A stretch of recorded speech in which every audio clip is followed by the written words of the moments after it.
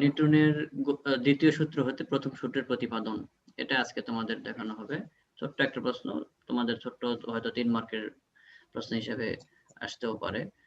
তো দ্বিতীয় সূত্রটা আমাদের গত ক্লাসে জানা হয়ে গেছে যে F সমান ma, এটা হলো দ্বিতীয় সূত্র। সেখান থেকে কি করে প্রথম সূত্র প্রতিপাদন করা যায়। প্রথম সূত্রের কথা তোমাদের জানা আছে যে প্রথম সূত্রে বলা হচ্ছিল যে স্থির বস্তু স্থির থাকবে আর গতিশীল বস্তু গতিশীল থাকবে যদি বাইরে থেকে বল প্রয়োগ না করা হয়। তাহলে বাইরে থেকে বল প্রয়োগ যদি না করা হয় তাহলে স্থির বস্তু স্থির থাকবে আর গতিশীল বস্তু গতিশীল থাকবে। তো আমরা দেখি যে দ্বিতীয় সূত্র থেকে কি করে প্রথম সূত্র নিয়ে আসা যায়। তাহলে দ্বিতীয় সূত্রটা আগে লিখি। দ্বিতীয় সূত্রটা কি? এই যে নিউটনের দ্বিতীয় সূত্র হতে আমরা জানি F সমান ma, এটা দ্বিতীয় সূত্র, এটা আমরা জানি সবাই, তাই না? তো এটা থেকে আমরা প্রথম সূত্রের ভিউটা কি করে নিয়ে আসবো, প্রথম সূত্রটা কি করে প্রতিপাদন করব।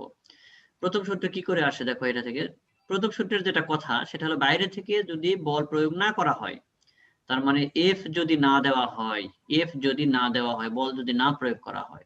আচ্ছা, তাহলে F সমান 0 দেখায়, যদি F সমান 0 হয়, বাইরে থেকে বল না দেওয়া হয়, তবে কি হবে? F এর মান 0 হয়ে যাবে, বাইরে থেকে বল দিলাম না, তাহলে কি পাওয়া গেল? ma সমান 0। ঠিক আছে? এরপরে দেখো যে a সমান 0, a সমান 0, m সমানও 0, তাহলে a সমান 0 হয় কিন্তু m 0 হয় না, কারণ ভর কখনো 0 হয় না, ভর কখনোই 0 হয় না, কোনো কিছু ভর থাকেই, ছোট বড় যে কোনো হলেও ভর থাকেই। তাহলে a সমান 0 হবে, ত্বরণ সমান 0, তাহলে a সমান 0। a আমি কিন্তু ধারাবাহিকভাবে দেখাচ্ছি, দেখো a সমান 0, এখানে f0 হলে কি হয়, f0 হলে f এর জায়গায় 0 দিলাম আর m এ থেকে গেল। আর তখন কি হবে, m যেহেতু 0 হয় না, m যেহেতু 0 হয় না, তাহলে কে 0 হবে? a সমান 0 হবে, a সমান 0 হবে। হ্যাঁ হ্যাঁ, তোমরা কথা বলো না, a সমান 0 হবে। আচ্ছা, a কে কি বলা যায় দেখো, a সমান কি লেখা যায়? a সমান আমরা জানি যে শেষ বেগ মাইনাস আদি বেগ ভাগ সময়, এটা আমরা ত্বরণ সমান লিখতে পারি। ত্বরণ ইকুয়াল টু শেষ বেগ মাইনাস আদি বেগ ডিভাইডেড বাই সময়, এটা ত্বরণ লেখা যায়। তাহলে এরপরে কি আমরা পাবো যে a যেহেতু এখানে 0 ধরেছি, a সমান 0, m 0 হয় না, m যেহেতু নট ইকুয়াল টু 0, তাহলে a সমান 0 হবে। তার মানে a এর জায়গায় আমরা 0 বসাই দিলাম। বসাই দিলে কি পাবো? যে v minus u by t। তাহলে এটা বজ্রগুণ করলে t সমান 0 হয়, তাহলে v মাইনাস u সমান 0, v মাইনাস u সমান 0। তাহলে কি হবে? v সমান u, এই পারে আসলে কি হবে? u হবে। তাহলে v সমান u, আদি বেগ আর শেষ বেগ সমান। তার মানে নিউটনের গতির দ্বিতীয় সূত্রে কি বলেছিল? যে বল যদি বাইরে থেকে প্রযুক্ত করা না হয়, বাইরে থেকে বল যদি প্রয়োগ করা না হয়, তাহলে একটি গতিশীল বস্তু চিরকাল সমবেগে চলতে থাকবে। তার মানে তার আদি বেগ আর শেষ বেগ বলে কিছু থাকবে না, সব বেগ সমান, আদি বেগও যা শেষ বেগও তা একই হবে। এটা নিউটনের গতির প্রথম সূত্র, তোমরা সবাই জানো, আমি গতদিন বলেছি। তো প্রথম সূত্র প্রতিপাদন হয়ে গেল। দেখো যে দ্বিতীয় সূত্র থেকে F সমান ma থেকে আমরা দেখতে পেলাম যে শেষ বেগ আর আদি বেগ সমান। এটাই হলো প্রথম সূত্রের মূল কথা, যে বাইরে থেকে যদি বল প্রয়োগ না করা হয়, মানে F যদি 0 হয়, বাইরে থেকে বল যদি 0 হয়, তাহলে তার কি হবে? বেগের কোনো পরিবর্তন হবে না, যেভাবে চলছিল সেভাবেই চলবে। তাহলে আদি বেগ শেষ বেগ কোনো পরিবর্তন নাই, দুটাই সমান। এটাই প্রথম সূত্র প্রতিপাদন হলো। এখন বলো, তোমাদের কোনো জায়গায় সমস্যা আছে এইটুকুর মধ্যে? দ্বিতীয় সূত্র থেকে দেখাইছি F সমান ma থেকে, কারো কোনো প্রবলেম আছে কি এখানে? না স্যার। আচ্ছা, যদি না থাকে, তোমরা সবাই শুনতে পাচ্ছ, কিন্তু যার কথা বলার ইচ্ছা হবে তারা মিউটটা ইয়ে করো, খুলে দিয়ে কথা বলো, যদি কথা বলার দরকার হয়।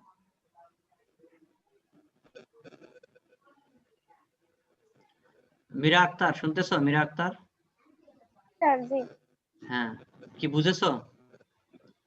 জি স্যার, বুঝতে পারছি। আচ্ছা, তাহলে আমি এর পরের ইয়েতে যাই, পরে কি আছে সেটা দেখো, পরে কি আসে আমরা সেটাই দেখবো। তাহলে এটাই আমরা দেখালাম লাস্ট লাইনে, বস্তুর শেষ বেগ এবং আদি বেগ সমান, যা নিউটনের প্রথম সূত্রের গতির সূত্র। প্রথম গতির সূত্র নিউটনের গতির, এটা প্রথম সূত্র, তোমরা জানো যে আদি বেগ আর শেষ বেগ সমান, তার মানে যে বেগে চলছিল সে বেগেই চলবে অনন্তকাল, যদি বাইরে থেকে বল প্রয়োগ না স্যার, করা হয়। হ্যাঁ বলো। না স্যার, কিছু বলিনি। আচ্ছা, নেক্সট পরে দেখো যে ভরবেগের সংরক্ষণ সূত্র। এই যে ভরবেগের সংরক্ষণ সূত্র প্রমাণ, এটাই আমরা তোমাদের একটু দেখাতে চাচ্ছি। দেখো ভালো করে একটু খেয়াল করো, এটা তোমাদের পরীক্ষায় আসে বড় প্রশ্ন হিসেবে। ভরবেগের সংরক্ষণ সূত্র কি, প্রমাণ করো। ভরবেগের সংরক্ষণ সূত্র, ভরবেগ, ভরবেগ কথাটার অর্থ তোমরা জানো? কারো কোনো মনের প্রশ্ন থাকলে প্রশ্ন করবে, কথা বলা ঠিক আছে? কারো কথা থাকলে আমাকে অবশ্যই প্রশ্ন করবে, খালি আমার কথা শুনে যাবে না। ভরবেগের সংরক্ষণ সূত্র, ভরবেগ মানে তোমরা শুনেছ ভর আর বেগের গুণফলকে ভরবেগ বলে। তাহলে ভরবেগের সংরক্ষণ সূত্র, সংরক্ষণ মানে তো তোমরা জানো যে রক্ষা করা, একটা জিনিসকে ধরে রাখা, ভালো করে বিচ্যুত না হতে দেওয়া। তাহলে ভরবেগ প্রথমে যে ভরবেগ শেষেও একই ভরবেগ থাকবে, এইরকম একটা সূত্র, এটাকে সংরক্ষণ সূত্র বলা হচ্ছে। মানে ভরবেগের কোনো নষ্ট হবে না, আগে যেরকম থাকবে শেষেও সেরকম। আর ভরবেগ হলো ভর আর বেগের গুণফল, মানে এম আর ভি অথবা এম আর ইউ, এটার প্রথমে যা ছিল শেষেও তাই থাকবে। এটা হলো সংরক্ষণ সূত্রের কথা। তো ভরবেগের সংরক্ষণ সূত্রের প্রমাণটা আমরা দেখাবো। দেখো যে কি করে হয়। এখানে একটা বস্তু নেওয়া হয়েছে, দেখেছো? লাল একটা বস্তু। জি স্যার। হ্যাঁ জি স্যার, দেখতে পাচ্ছি তো। দেখতে পাচ্ছ, খুব ভালো কথা। আর একটা বস্তু নেওয়া হলো, তাহলে দুইটা বস্তু নেওয়া হলো, একটার হলো আদিবেগ U1 আর একটার হলো আদিবেগ U2। তাহলে এই দুইটা বস্তুর আমি ভরটা লিখেছি কিনা আমার মনে হচ্ছে না, ভর আসলো না অ্যানিমেশনে কেন জানি। তো এই যে বস্তু দুইটা দেখো পরবর্তীতে এক জায়গায় হয়েছে। তো এখানে বল, প্রযুক্ত বল F1, প্রথম বল লাল বস্তুটা সবুজের উপর F1 বল প্রয়োগ করছে, অ্যারো চিহ্ন দেওয়া আছে। আবার দ্বিতীয় বস্তু প্রথম বস্তুর উপর একটা বল প্রয়োগ করেছে, সেটা হলো F2 বল, প্রতিক্রিয়া বল সৃষ্টি করেছে। তাহলে এটা হলো ক্রিয়া বল, যেটাকে F1 বলা হচ্ছে, আর এটা হলো প্রতিক্রিয়া বল, যেটা হলো F2 বলা হচ্ছে। ঠিক আছে? তাহলে ক্রিয়া বল হলো F1 আর প্রতিক্রিয়া বল হলো F2। এখন এই ক্রিয়া প্রতিক্রিয়া বল এখানে দেখানো হচ্ছে। এরপরের চিত্রটা কত সময় ধরে হচ্ছে, এই যে আমার কার্সার দেখতে পেলে টি সময় যাবত। দুইটা বস্তু, একটু মিউট করো, যাদের মিউট করা নাই তারা একটু মিউট করো। তো দুইটা বস্তু যখন সংঘর্ষ হচ্ছে তখন সংঘর্ষের ক্রিয়াকাল হলো টি, সংঘর্ষের ক্রিয়াকাল হলো টি। আচ্ছা, এরপরে বস্তু দুটো আবার কি হচ্ছে দেখো, এই যে লাল বস্তু চলে আসছে আবার এখানে, আবার এই বস্তু চলে, যার বেগ হলো V1, মানে এটা হলো প্রথম বস্তুর শেষ বেগ। এই যে প্রথম বস্তু, তার আদি বেগ ছিল U1 আর প্রথম বস্তুর শেষ বেগ হয়ে গেল V1। আর এরপরে দেখো যে এটা বোধহয় ভিতরে দেখতে পাচ্ছ, এরপরে দেখো যে এটার দ্বিতীয় বস্তু এখানে চলে আসছে, যার শেষ বেগ হলো V2। আচ্ছা, এখানে আমার একটা জিনিস বাদ পড়ে গেছে, তোমাদের একটু দেখার দরকার, যে যেটা হলো ভরটা দেয়া হয়নি আমার। এই যে লাল যে বস্তুটা দেখতে পাচ্ছ তার ভর হলো M1, আর এই যে সবুজ যেটা দেখতে পাচ্ছ তার ভর হলো M2। আর এই প্রথম লাল বস্তুটা সবুজ বস্তুর উপর একটা ধাক্কা দিয়েছে, দেখো ধাক্কা দেওয়ার বলটা হলো F1। আর এই সবুজ বস্তু আবার লাল বস্তুর উপর আবার পিছনের দিকে একটা ধাক্কা দিয়েছে, এই যে তীর চিহ্ন দেখো, সেটা হলো F2। এটা গতির তৃতীয় সূত্র অনুসারে আমরা জানি যে ক্রিয়া থাকলে তার প্রতিক্রিয়া আছে। আর এই দুইটা বল, এই দুইটা বস্তু সংঘর্ষ করছে কত সময়, টি সময়। তাহলে প্রথম বস্তু যখন চলছিল তার আদিবেগ ছিল U1, দ্বিতীয় বস্তু যখন চলছিল তার আদিবেগ হলো U1 U2। তাহলে এই বস্তু দুইটা যখন ধাক্কা লাগলো তখন টি সময় যাবত ধাক্কা লাগলো। প্রথম বস্তু দ্বিতীয় বস্তুর উপর বল প্রয়োগ করলো F1, আর দ্বিতীয় বস্তু প্রথম বস্তুর উপর আবার বল প্রয়োগ করলো F2।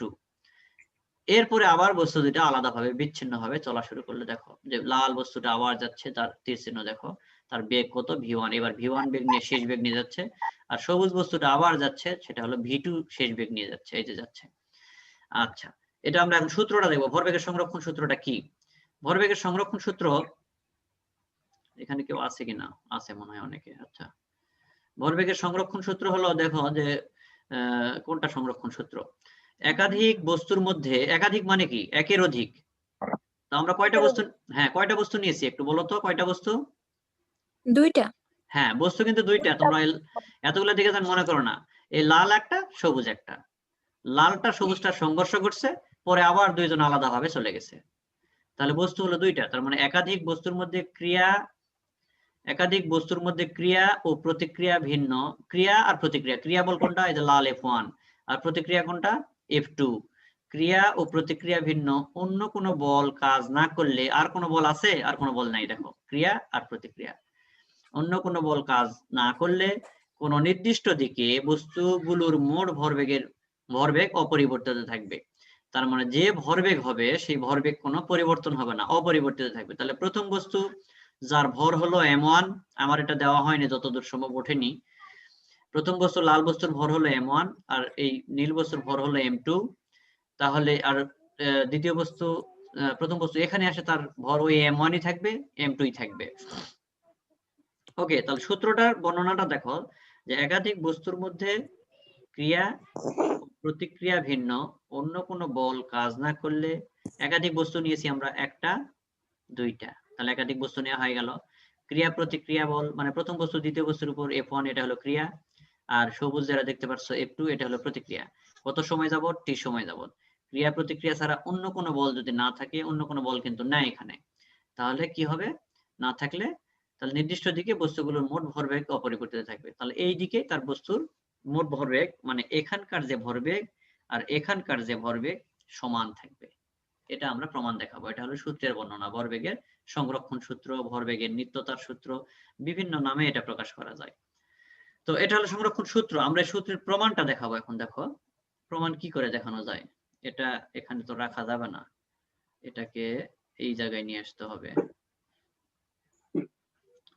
আচ্ছা, এখন এটা ছোট হচ্ছে না কেন? ছোট কোনটা? এটাতে হয়। আচ্ছা,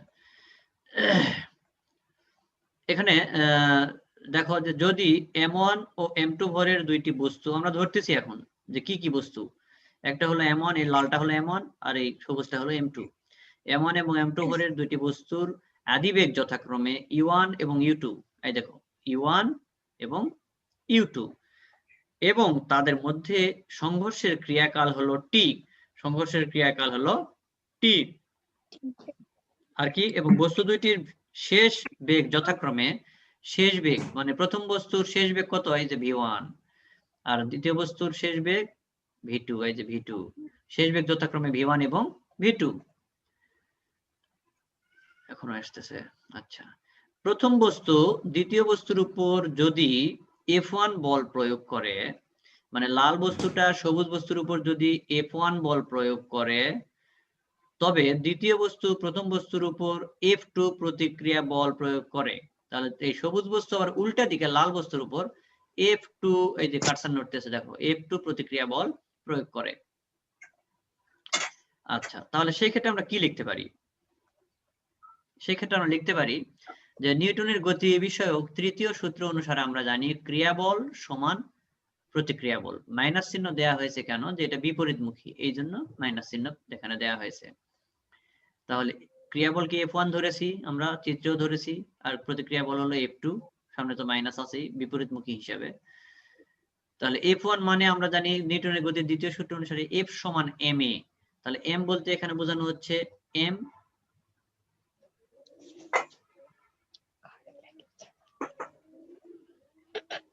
সরি এখানে এই একটা জিনিস এখানে দেখো একটু ভুল আছে, m1 হবে এখানে, F সমান m1 a1।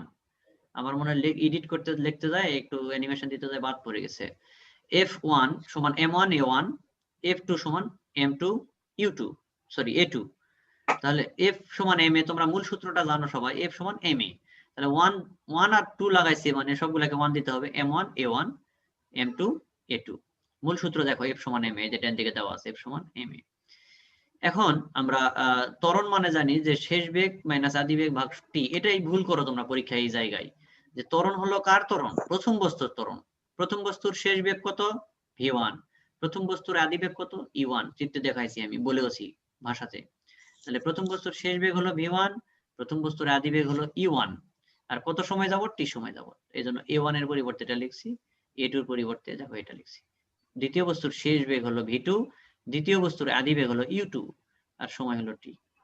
এরপরের লাইনটা দেখো,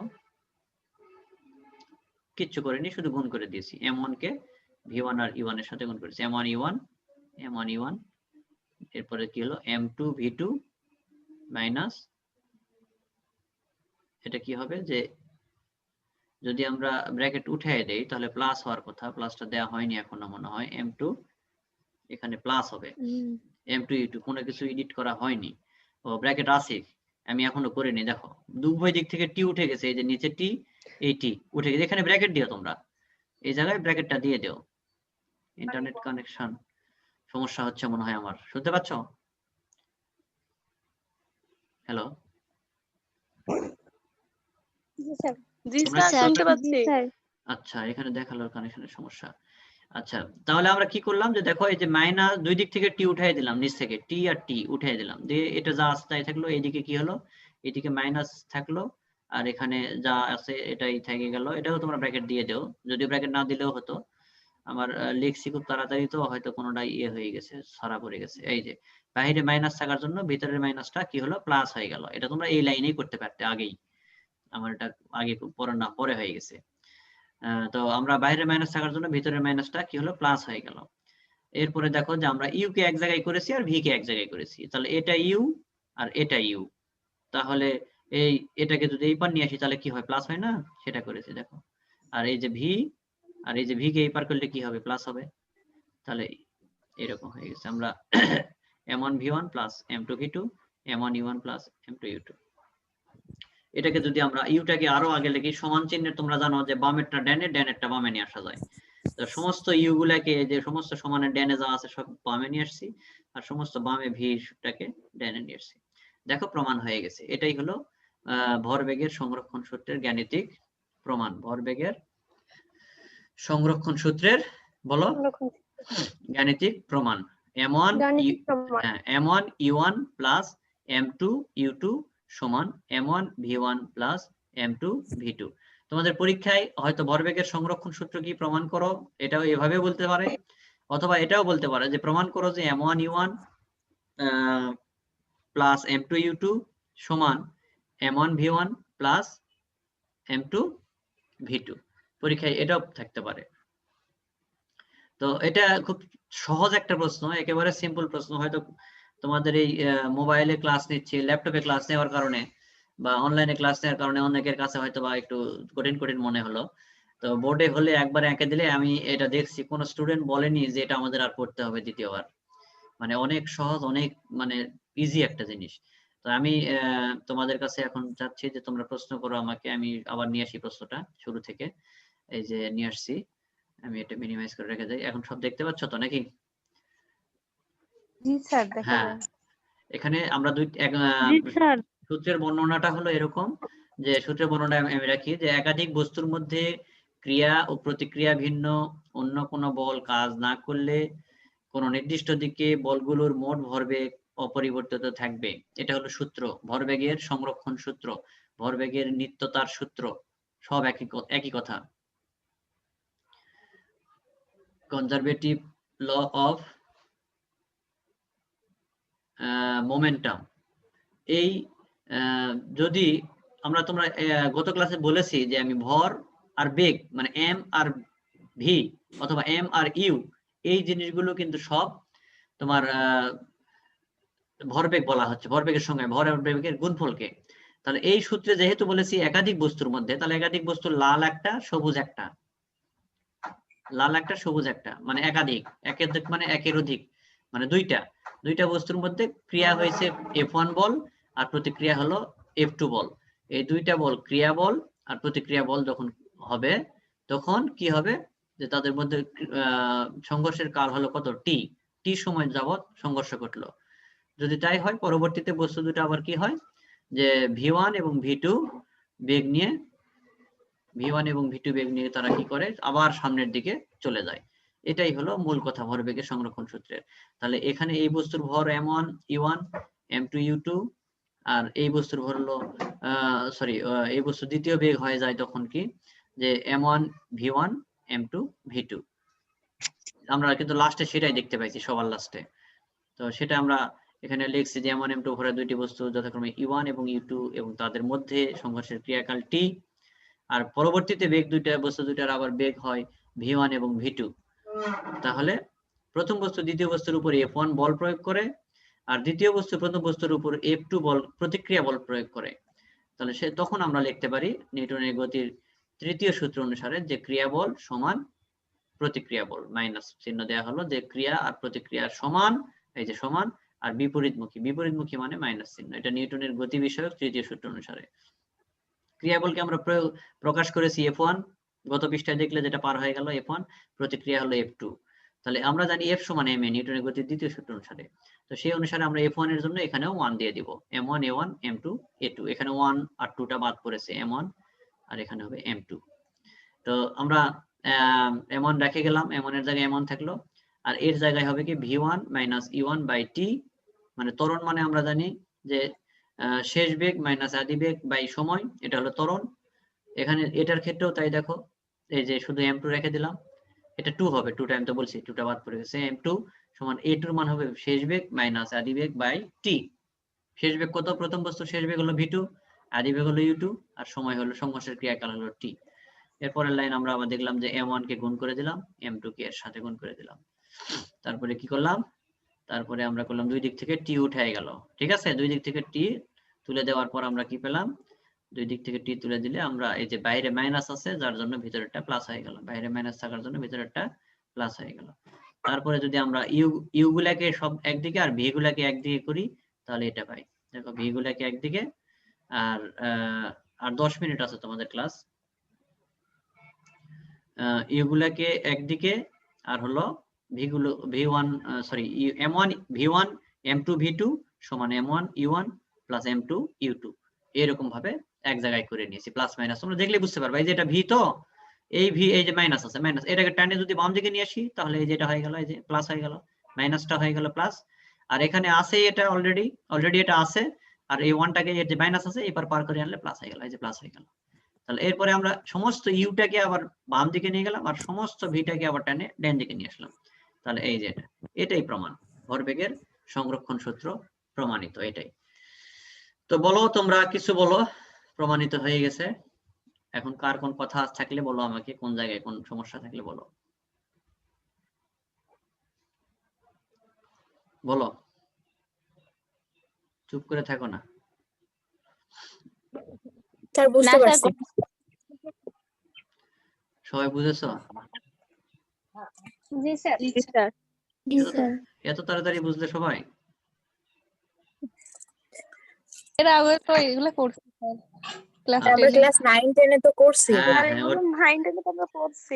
আচ্ছা আচ্ছা, এই কথাটা আমি প্রথম অবশ্য ক্লাসের দিনই বলেছি যে ফিজিক্স তোমাদের এখানে যে ফিজিক্স 1 2 এগুলো আছে, 1 এ তো অধিকাংশই তোমরা পেয়ে যাবে, 9 10 এর বিষয়গুলোই পেয়ে যাবে, 2 তেও অনেকটাই পাওয়া যাবে, কিছু হয়তো লাস্টের দিকে একটু নতুন থাকবে। তো যেটাই পড়ো সেটাই কিন্তু একটু ভালোভাবে পড়তে হবে।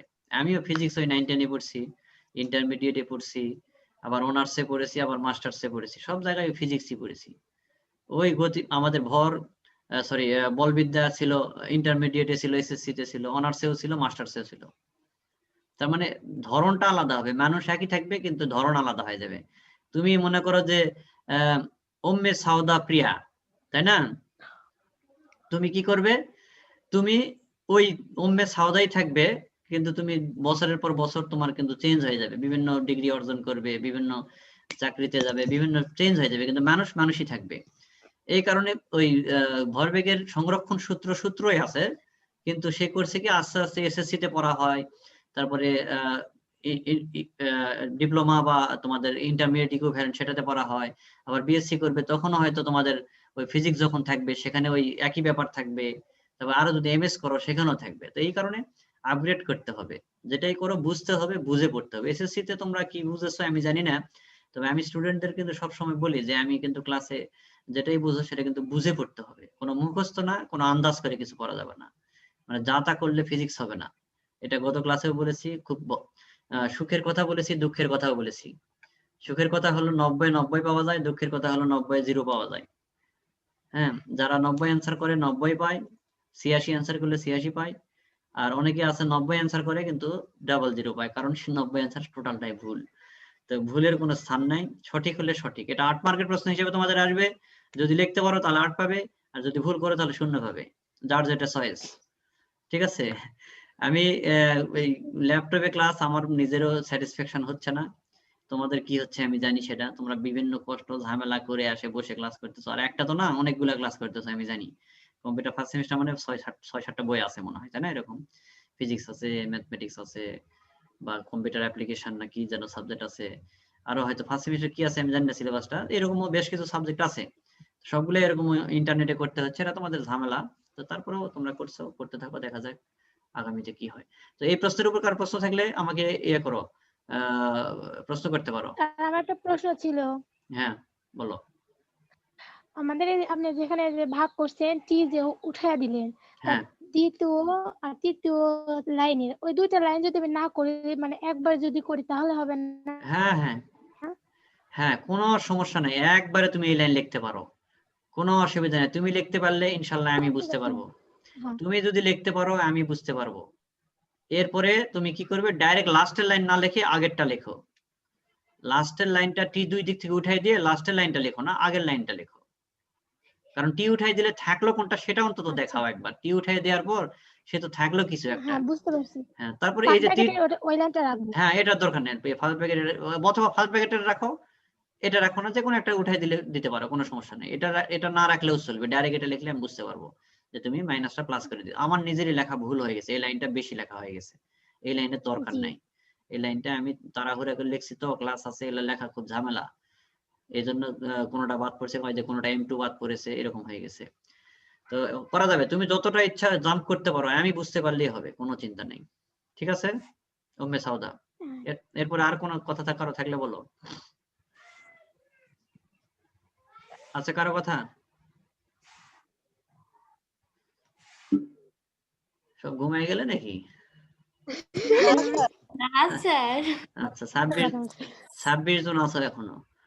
হ্যাঁ, তোমাদের যেটা রেগুলার দেখাচ্ছি সেগুলো কিন্তু তোমাদের বই আবার দেখতে হবে, না দেখলে কিন্তু ক্লিয়ার বুঝতে পারবে না। আশা করা যায় ক্লিয়ার বুঝবে, আমি সেই রকম ভাবে তৈরি করতেছি। তোমরা যদি ক্লিয়ার দেখো, দেখে বইটা দেখতে হবে, এটা তোর মাথার মধ্যে সবসময় থাকবে না। আমি এটা রেকর্ডিং তোমাদের গ্রুপে দিব, আমার ইউটিউব চ্যানেলে দিব, নিশ্চয় দেখতেছো তোমরা, ইউটিউব চ্যানেলে আমি দিয়ে দিচ্ছি। যারা এখনো সাবস্ক্রাইব করোনি তারা তোমরা করতে পারো, আমার ইউটিউব চ্যানেল আমার ফেসবুকে দেওয়া আছে, সব জায়গায় দেওয়া আছে ইউটিউব চ্যানেলটা। তো এই এই পর্যন্ত আজকে দেখালাম, হয়তো বা কিছুক্ষণ পর কেটে যেতে পারে। আমি কত সময় আছে, 3 মিনিট 4 মিনিট সময় আছে, আমি দেখি সামনে কিছু দেখা যায় কিনা, আরো সামনে কি আছে দেখা যাক। হ্যাঁ, ঘর্ষণ বলের সংজ্ঞা এবং প্রকারভেদ, এটা আছে। তো এটাতে কি এই ঘর্ষণটা কথা, এটা তোমরা জানো, এটা হলো ফ্রিকশন। এটা একটার সাথে আরেকটা সংঘর্ষ লাগা, একটার সাথে আরেকটা সংঘর্ষ লাগা, এটা তো বোঝো তোমরা নাকি? একটার সাথে আরেকটা সংঘর্ষ স্যার। লাগা, এই এটা কাকে বলে? মনে করো যে তুমি একটা ভারী একটা বস্তুকে একটা রাস্তার উপর দিয়ে টেনে নিয়ে যাচ্ছ, যেটাকে টানা হেঁচড়া ছেঁচড়া বিভিন্ন কথা আছে না, এরকম করে নিয়ে যাচ্ছ। অথবা একটা ফুটবলকে পা দিয়ে একটা কিক করলে ফুটবলটা যাচ্ছে, যাতে এক সময় থেমে যাচ্ছে, কেন থেমে যাচ্ছে? ওই ঘর্ষণ বলের কাজ করছে, এই জন্য থেমে যাচ্ছে। একটা বস্তুর উপর দিয়ে যখন আরেকটা বস্তু চলাচল করে, তখন কিন্তু দুইটা বস্তুর স্পর্শতলে যে জায়গায় টাচ করবে, স্পর্শ করবে, সেখানে বস্তু যেদিকে যাচ্ছিল, বস্তু যদি যায় উত্তর দিকে, তাহলে দক্ষিণ দিকে একটা বল অনুভব করে, মানে বিপরীত দিকে একটা বল অনুভব করে। এই বলটাকে বলা হয়, কি বলা হয়? ঘর্ষণ বল। সেটা এখানে দেখানো হচ্ছে, দেখো যে ঘর্ষণ কি। কোন বস্তু পৃষ্ঠের উপর দিয়ে অন্য কোন বস্তুকে গতিশীল করলে বা করার চেষ্টা করলে বস্তুদ্বয়ের স্পর্শতলে গতির বিরুদ্ধে বাধা সৃষ্টিকারী যে বলের উদ্ভব হয় তাকে ঘর্ষণ বল বলে। এটা একটু সুন্দর ভাষায় বলা আছে, আর আমি একটু নিজের মতো করে বললাম। এখানে সুন্দর করে বলা আছে, কোন বস্তু পৃষ্ঠের উপর দিয়ে, মানে একটা বস্তুর উপরে স্পর্শ উপর দিয়ে, মানে পিঠের উপর দিয়ে, মানে তার উপরের স্তরের উপর দিয়ে অন্য কোনো বস্তুকে গতিশীল করলে, অন্য কোনো বস্তুকে যদি নিয়ে যাওয়া হয়, যেমন মাঠের উপর দিয়ে বল গড়ে যাচ্ছে, বল হলো সেই বস্তু, যাচ্ছে কার উপর দিয়ে যাচ্ছে? মাঠের উপর দিয়ে যাচ্ছে। তাহলে গতিশীল করলে বা করার চেষ্টা করলে সবসময় যে গতিশীল হবে তাও না, অনেক ভারী বস্তুকে টানলে অনেক সময় আসে না, সেটাও হতে পারে। যে গতিশীল করার চেষ্টা করলে বস্তুদ্বয়ের স্পর্শতলে, দুইটা বস্তুর যে টাচ পয়েন্ট, স্পর্শতলে গতির বিরুদ্ধে, মানে বল যাওয়ার কথা উত্তর দিকে, কিন্তু দক্ষিণ দিকে একটা বাধা দিচ্ছে গতির বিরুদ্ধে, এই যে বাধা সৃষ্টিকারী, গতির বিরুদ্ধে বাধা সৃষ্টিকারী যে বলের উদ্ভব হয় তাকে ঘর্ষণ বলে বা ঘর্ষণ বল বলে। ঠিক আছে, ঘর্ষণ বা ঘর্ষণ বল বলে। যেভাবে থাকে। ঘর্ষণ বল সর্বদা কি হয়, গতির বিরুদ্ধে উৎপন্ন হয়। এটা সবসময় গতি যেদিকে, বস্তু যেদিকে যাওয়ার চেষ্টা করবে তার বিপরীত দিকে সব সময় তাকে বাধা দেওয়ার চেষ্টা করবে, এবং বস্তুর ভর এবং স্পর্শতল দ্বয়ের বৈশিষ্ট্যের উপর নির্ভর করে। বস্তুর ভর ও স্পর্শতল দ্বয়ের বৈশিষ্ট্যের উপর নির্ভর করে, মানে বস্তু কতটা ভারী সেটার উপর নির্ভর করে, আর তলটা কি রকম, মসৃণ না একটু ক্র্যাশ করা না একটু উঁচু নিচু, এটার উপরও নির্ভর করে ঘর্ষণ বলটা। প্রকারভেদ। 1 মিনিট সময় আছে, আমাদের কথা বলতে বলতে হয়তো কেটে যাবে মেবি। আমি আগামী দিন তোমাদের এই ঘর্ষণের আর যেসব বাকি আছে সেটা দেখাবো। ঘর্ষণের প্রকারভেদটা একটু দেখি, শেষ করে দেই। গতি ঘর্ষণ এবং স্থিতি ঘর্ষণ, বিসর্প ঘর্ষণ, আবর্ত ঘর্ষণ, এভাবেই তোমাদের